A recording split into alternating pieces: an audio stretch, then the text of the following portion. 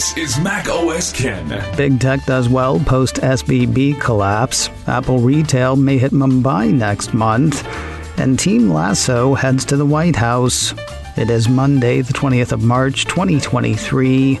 I'm Ken Ray, and this is news from Mac OS Ken. Brought to you by yours truly and supported by people like you. Patrons through Patreon. Find out more and add your support at patreon.com/MacOSKen. As fascinating as I find financial news, there is a lot about it I do not understand. No expert am I, just a guy who's been watching this stuff for 17 to 18 years, but there is so much that I do not get. With all of that in mind, there was an article in Barron's last week that I found really interesting. You've no doubt heard about the very recent bank blow-ups, as that site refers to them. They've included the Silicon Valley Bank collapse and the closure of New York's Signature Bank a little over a week ago, as well as the agreed-upon takeover of Credit Suisse by UBS over the weekend. Not surprisingly, those have led to a not-so-great week for the financial sector. Somewhat surprisingly, Barron says tech shares did pretty well last week. That's despite the unsettling financial news, starting with the downfall of one of that sector's favorite lenders, Silicon Valley Bank. Heading into last Friday, the piece said the Nasdaq was up 4% over the previous 5 trading sessions. The Technology Select Sector Spider Fund was up 4.1%. Apple was up 3.8%. Microsoft was up 9.9%. And Alphabet was up 8.8%. over those 5 days. What the what? Well, the way Barron saw it last Thursday night, parts of big tech can look pretty defensive, especially relative to shakier regional banks or cash-hungry startups that are still chasing profitability. Apple has a lot of cash. Microsoft has a lot of cash. Alphabet has a lot of cash. While each can be battered, #in this economy, each seems more than likely to weather the storm. Certainly, reads the Barron's piece, those companies aren't immune to the broader economic environment. In a recession, fewer people might upgrade their iPhones or invest in new tech equipment or services. Nonetheless, they go on to say, few analysts doubt these firms' long-term dominance and resilience. Apple's long-anticipated retail move into India may finally be only weeks away. Apple Must highlights a report from the Economic Times out of India, saying the first Apple retail store in India will open in Mumbai in April. That'll be followed by a second location in New Delhi, opening soon after. According to the report, the flagship Mumbai store will occupy 22,000 feet at the Jio World Drive Mall. Despite its mall setting, the piece says that store will have the same high-level design as Apple's other flagship stores in the US, Europe, China, and the UK. The piece says Apple started staffing for both stores back in January. Both stores are also said to be finished as far as the build-out goes. While the opening is imminent, Apple Must says the final dates are thought to depend on availability of Apple execs. Deirdre O'Brien, Apple's senior VP of Retail and People, is very likely to host the openings, but it isn't known if others will make the trip. I'm not his travel agent, but it's hard to imagine Tim Cook not being there for this. It is a flagship store in a whole new country, one that Cook himself called a hugely exciting market on Apple's last earnings call. Cook said on the same call that Apple would soon bring Apple retail to India, lending credence to talk of retail kicking off there in the near future. The Cradle of Liberty's gotten the polish in Apple Maps. Mac Rumors says the Maps app's detailed city experience has taken over Boston, Massachusetts.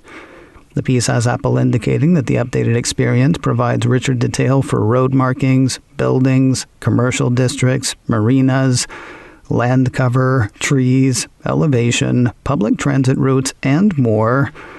Navigation is also improved with additions of augmented reality walking directions and a road-level windshield view when approaching complex interchanges. I do miss a good rotary.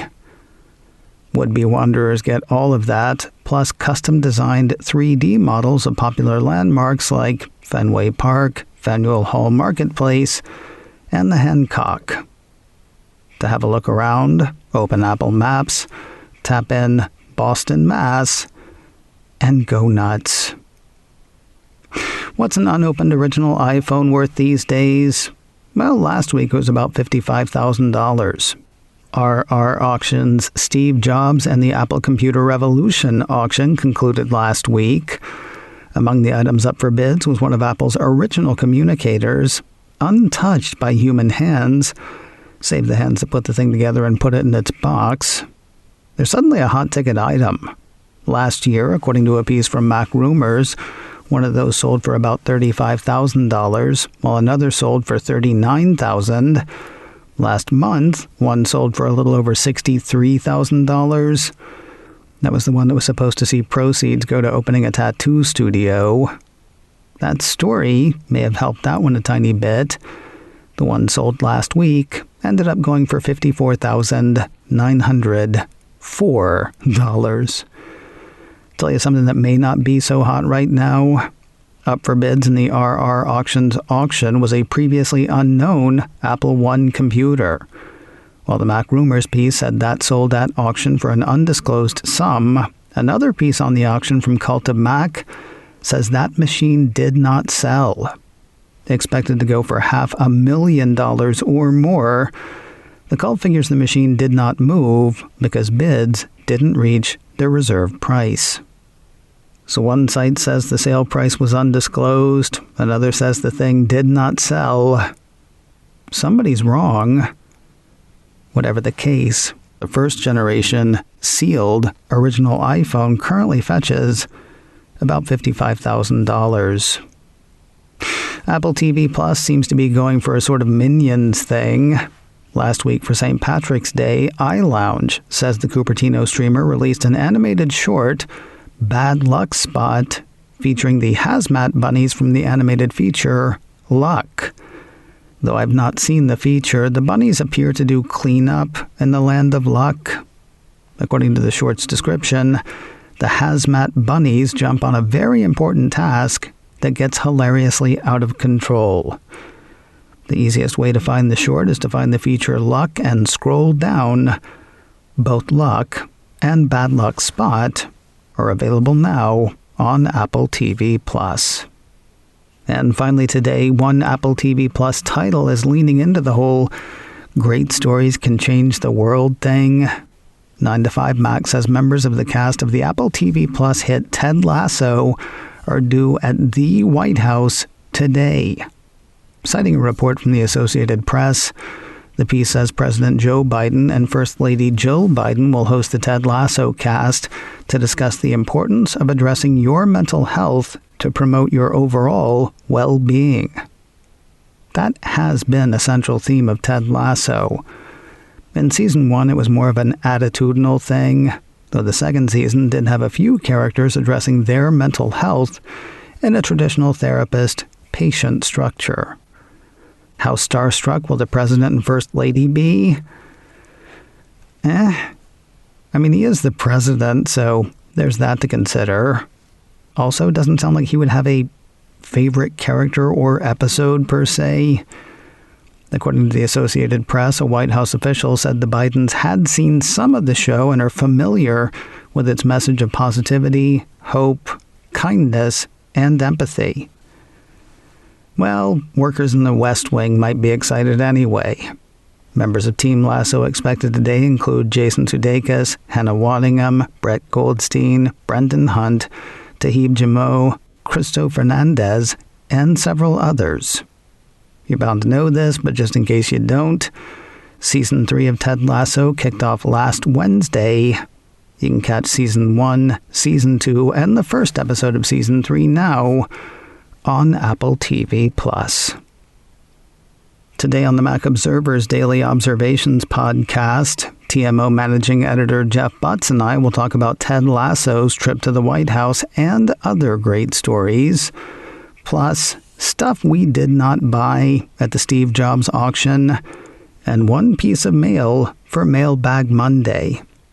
That is all today on the Daily Observations podcast from the Mac Observer, online at macobserver.com or wherever you get podcasts. macOS Ken, brought to you by me and supported by people like you, patrons through Patreon. Find out more and add your support at patreon.com/macOSKen. Advertising handled by Backbeat Media, online at backbeatmedia.com. You can reach me a couple of ways. Info at macosken.com or call 716-780-4080. Until next time, that is news from macOS Ken. I'm Ken Ray.